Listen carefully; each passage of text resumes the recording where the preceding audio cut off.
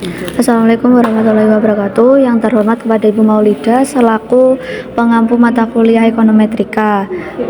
Perkenalkan, nama saya Dwi Erlinda Yanti dengan NIM 40224075 dari kelas jurusan Perbankan Syariah B. Pada kesempatan kali ini saya akan menginterpretasikan model ARDL pada contoh suatu data yang diasumsikan dengan studi kasus berikut. Suatu penelitian dilakukan untuk mengetahui pengaruh DPK dan margin keuntungan terhadap total pembiayaan pada BSI. Data dikumpulkan semua dalam laporan keuangan periode triwulan tahun 2021 sampai 2025 dengan jenis data tim series.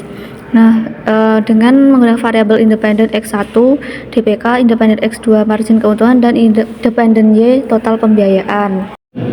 Dengan langkah-langkah pengujian data sebanyak 9 langkah-langkah berikut. Baik, langsung saja kita menuju datanya. Kita copy semua datanya. Lalu setelah kita copy, kita menuju Fuse 12. Pilih yang itu dengan start date-nya 2021 sampai 2025. Lalu klik OK. Lalu klik Quick Empathy Group.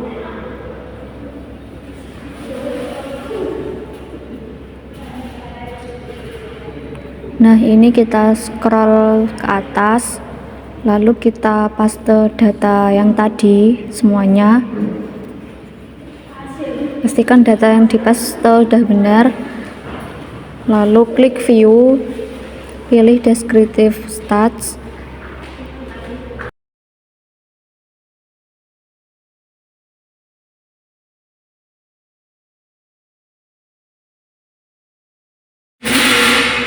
Lalu pilih Common Sample, kemudian freeze name underscore 1 underscore descriptive.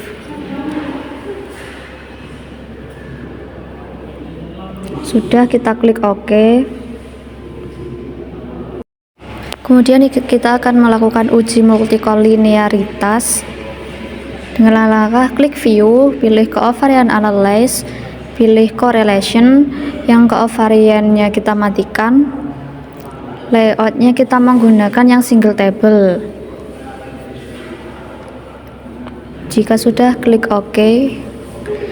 Setelah itu kita freeze, kita name underscore 2 underscore multikolinearitas atau bisa juga multico. Jika sudah, klik OK.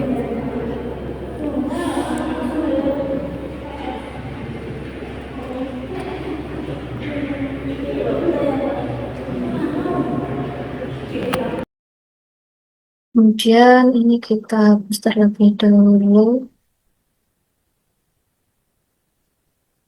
Kita akan menguji stasionaritasnya. Kita klik 2 kali pada log Y, lalu kita klik View, pilih Unit Drop Test, Standard Unit Drop Test. Kita menggunakan yang level karena yang paling awal, dan kita klik OK.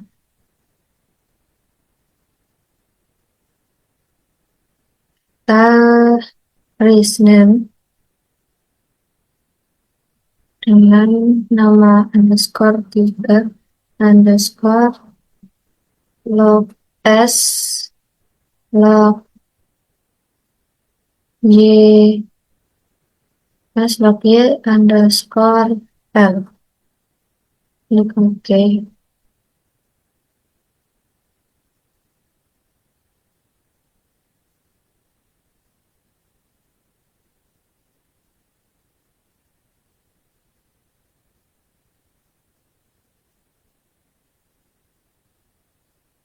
Nah, pada hasil uji stasionaritas pada log Y tadi, H0 dinyatakan total pembiayaan tidak stasional pada tingkat level, dan H1 total pembiayaan stasional pada tingkat level. Total pembiayaan memiliki nilai prop ADFT sebesar berikut, maka gagal tolak H0 dan disimpulkan total pembiayaan tidak stasional pada tingkat level.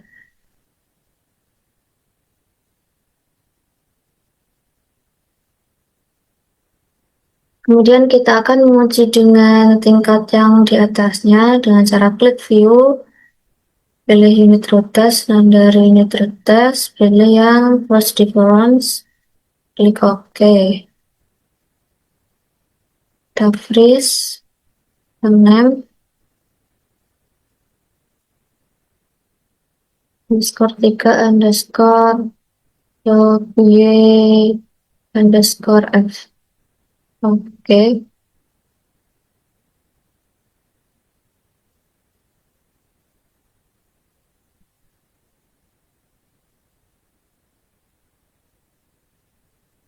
Nah, pada uji stasioner first difference ini, total pembiayaan tidak stasioner pada tingkat first difference. Total pembiayaan stasioner pada tingkat first difference pada H1 memiliki nilai prop ADF sebesar berikut, maka tolak H0 dan disimpulkan total pembiayaan stasioner pada tingkat first difference. Maka uji stasioner selesai.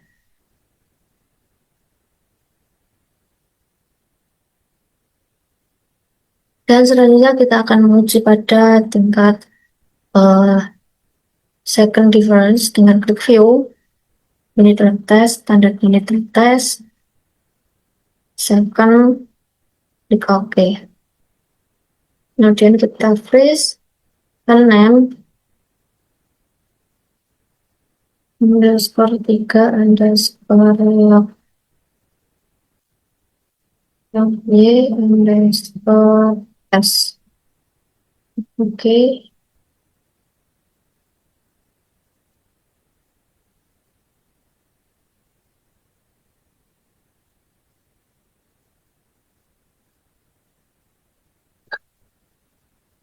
Nah, jika memiliki nilai prop ADF sebesar berikut, maka gagal telah nol dan disebutkan jika tidak stasioner pada tingkat level.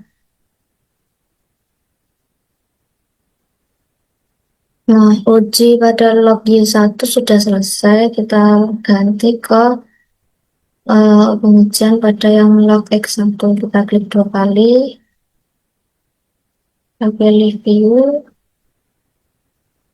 unit root test, unit root test, pilih yang level, dan kita klik OK. Kita freeze, kita name, underscore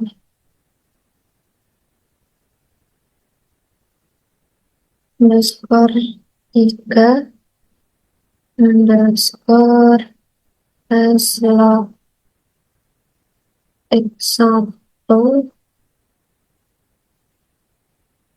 s log X1 underscore m. Klik OK.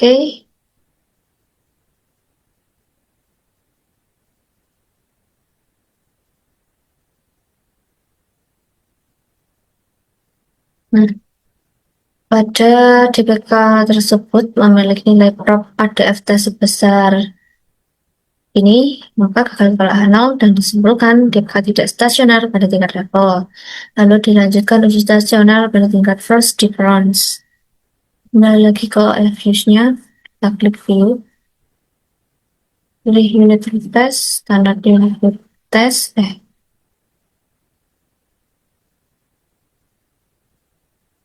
first difference, klik OK. Kita freeze, name, underscore underscore log X1 underscore log X1 underscore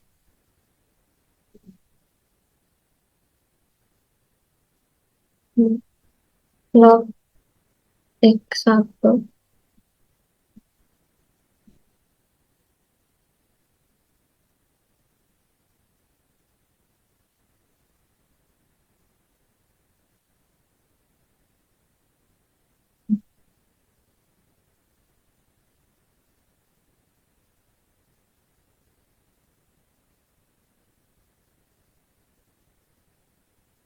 Nah, pada uji first difference ini, DPK memiliki nilai prop sebesar 0,0,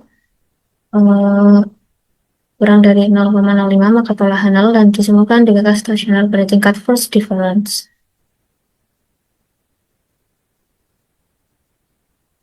Kemudian kita lanjutkan ke log X2, kita klik 2 kali, pilih view, unit root test, nama unit root test, level, klik OK. Nah, ini dia hasilnya. Margin keuntungan memiliki nilai pada sebesar 0,50, itu lebih besar dari 0,5, maka gagal tolahan nol dan dapat disimpulkan margin keuntungan tidak stasioner pada tingkat level. Dilanjutkan di stasioner pada tingkat first difference.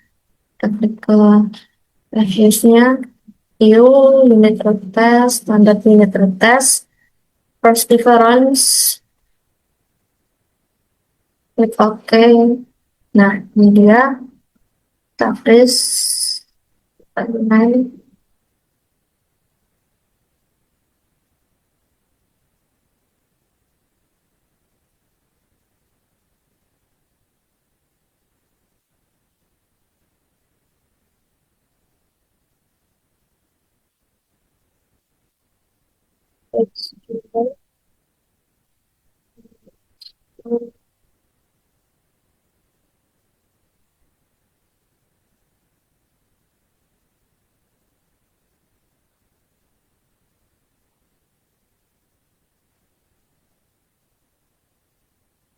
Yang kita akan menguji pada tingkat first difference, standard unit root test, yang first difference.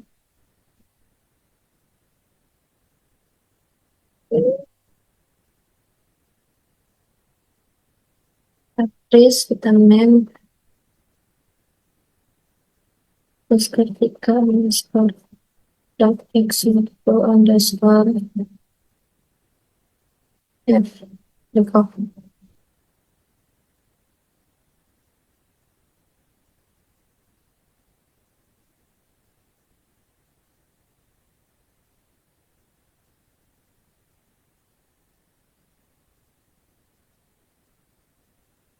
Nah, pada tingkat first difference ini, margin keuntungan memiliki nilai prop sebesar 0,21, lebih besar dari 0,05, maka gagal tolahan nol dan dapat disimpulkan margin keuntungan tidak stasioner pada tingkat first difference.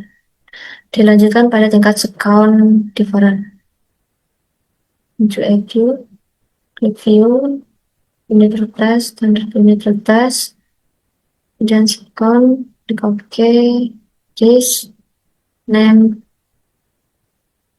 underscore 3, underscore, pakai 2, underscore, s.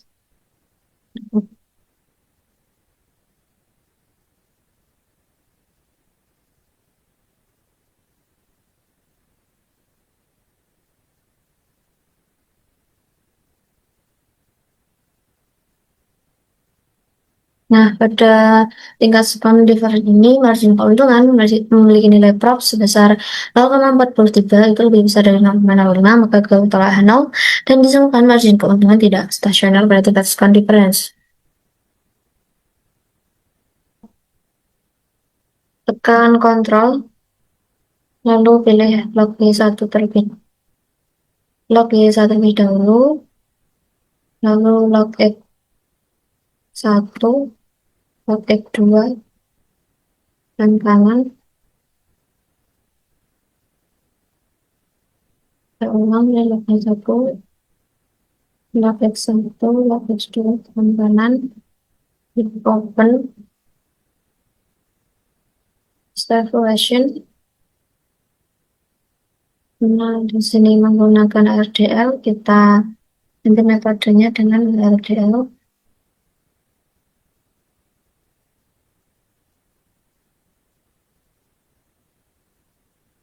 Sudah kita menggunakan automatic selection, dependent variable 4, lalu klik OK.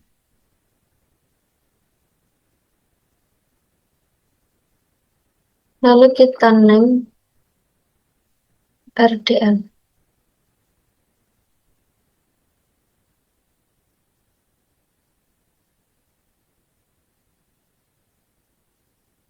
Lalu kita akan melihat model yang terbaik dengan cara klik view, pilih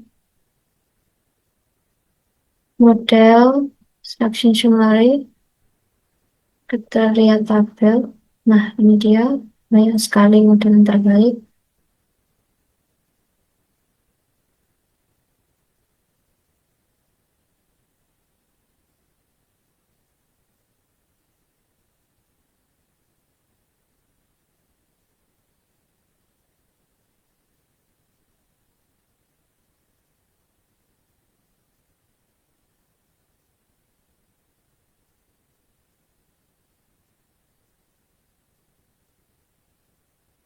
Nah, di sini ada banyak sekali model terbaik. Ada sekitar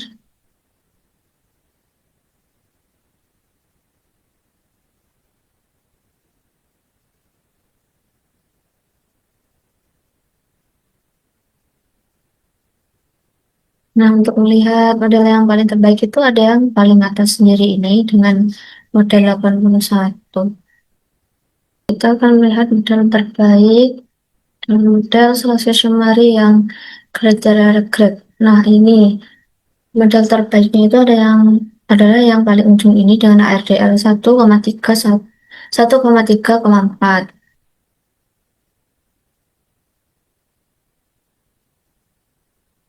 Ini dia.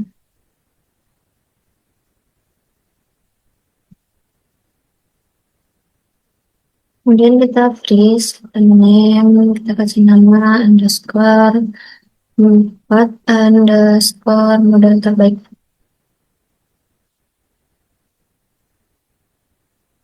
Oke, kemudian kita akan menguji kointegrasinya dan klik view, klik koefisien diagnostik, lalu pilih yang long run from and bound test. Nah, ini dia untuk hasil ujinya itu ada di paling bawah, ini dia perform test. Nah, udah kita freeze, name, kasih nama underscore 5 underscore integrasi. Oke. Kemudian kita akan menguji asumsi pasif dengan memilih residual diagnostik, histogram. Nah, ini dia, garis, aneh, underscore, non, underscore, normalitas. Oke. Kemudian kita klik view, pilih yang residual, pilih yang serial correlation, lalu include-nya 2, kita oke. Please, kita nonen underscore 7, underscore 7, underscore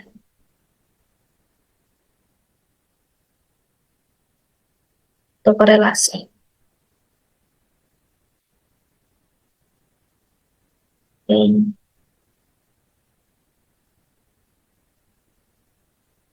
Kita klik view, residual diagnostik, hetero, dan pilih yang paling atas, kita klik OK, kita kasih nama freeze name, underscore, 7 underscore hetero. Oke.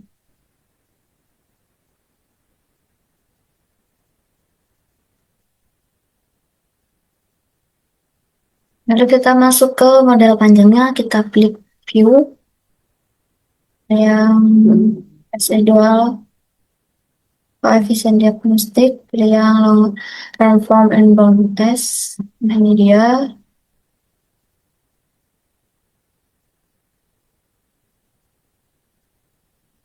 Lalu kita freeze name. Nah, ini dia model yang jangka panjangnya. Ini dia, kita freeze name.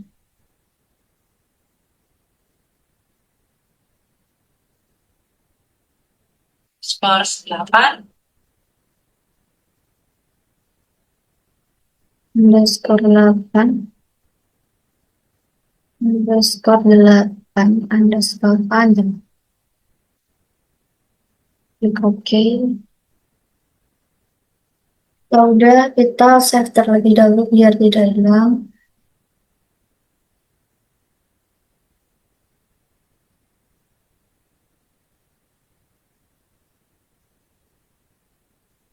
Kasih nama pertemuan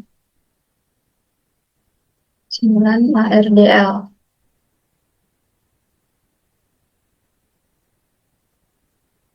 Dengan single procession, oke. Lalu kita masuk ke model umum dan klik view estimation output. Nah, ini dia. Lalu kita freeze dan name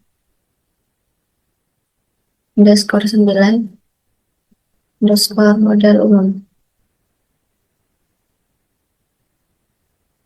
Oke.